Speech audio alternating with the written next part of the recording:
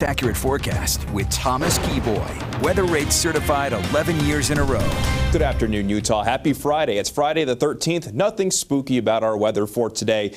But what looked a little ominous, I guess you could say, was a little bit of fog in Marysvale Canyon this morning. Look how pretty this is, though. I don't even call that spooky. I just call this fantastic. And some of the colors that you're getting through this, you just can't beat. And look at the water flowing through the stream covered with the snow on the side. This was sent in by Kathleen Rourke.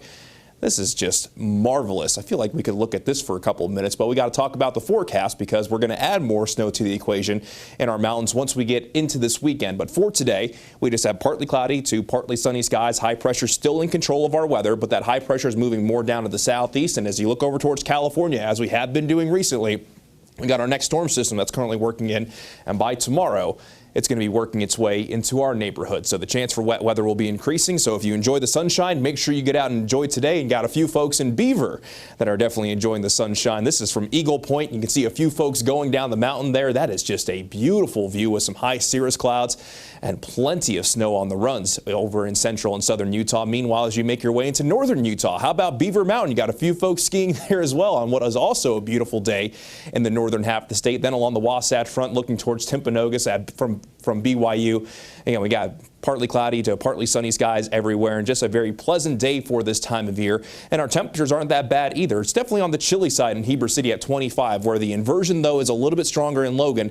That's helping keep the temperature down a little bit. We're at 26 degrees, so definitely a cold day so far in Cache Valley, but we've already warmed up to 44 in Salt Lake City, 38 degrees in Provo, and 47 degrees in St. George. And there could be some spots along the Wasatch Front that see a little bit more haze through the afternoon, most notably in Salt Lake and Davis County, but we'll have moderate air quality in Cache Valley along with the Uinta Basin. That's why those daytime highs are a little bit cooler compared to everywhere else, mainly in northern Utah. But the Wasatch back, we'll see daytime highs in the upper 30s to around 40, so 38 degrees in Park City, but 47 in Salt Lake, 46 in Provo, 47 in Delta, 48 degrees in Cedar City, and then a very nice day down in St. George with a daytime high of 56, while Bluff comes in at 47. But as we plan out the rest of your afternoon and move into this evening along the Wasatch Front, temperatures will be hanging out in the mid-40s for most. Could actually sneak into the upper 40s in Salt Lake thanks to that southerly flow of wind that we have. Then we'll see more clouds into tonight as temperatures will start to fall from the 40s, eventually back into the 30s, and those overnight lows tonight will be very similar to what we saw early this morning, maybe just a degree or two warmer in most locations.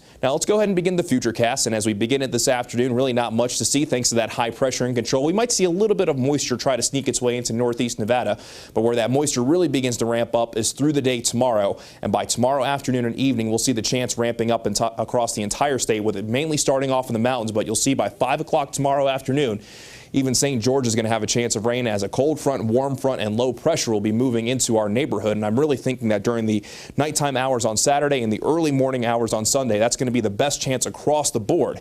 This is mainly going to be starting as valley rain, mountain snow, thanks to that southerly wind ahead of this system. And we'll likely see that throughout the overnight hours on Sunday. But with that colder air moving in throughout the day on Sunday, we could see that valley rain transition over into valley snow, mainly for our central and northern valleys, as the moisture will start to try to leave southern Utah first. But if we do see any snow accumulations, look to be fairly minor through Sunday at least in our valleys. But the active weather won't be coming to an end. While chance will go down from Sunday night into very early on Martin Luther King Day on Monday, by Martin Luther King Day on the afternoon, we'll have our next storm system moving in. So we'll be moving into a much more active pattern starting for tomorrow. And this is a look at the snow potential just through Sunday. So we'll have more snow on the way through the first stretches of next week. But you'll see that in the mountains, expecting another healthy round of snow. And I wouldn't be surprised through Sunday if some mountains actually pick up more than a foot. Meanwhile, most valleys, minor accumulations possible and maybe up to several inches on the benches. Just depends on how quickly we see that changeover and how quickly the colder air moves in. As for St. George, we get partly cloudy skies today, a high of 56, and then that chance for wet weather ramps up by tomorrow afternoon.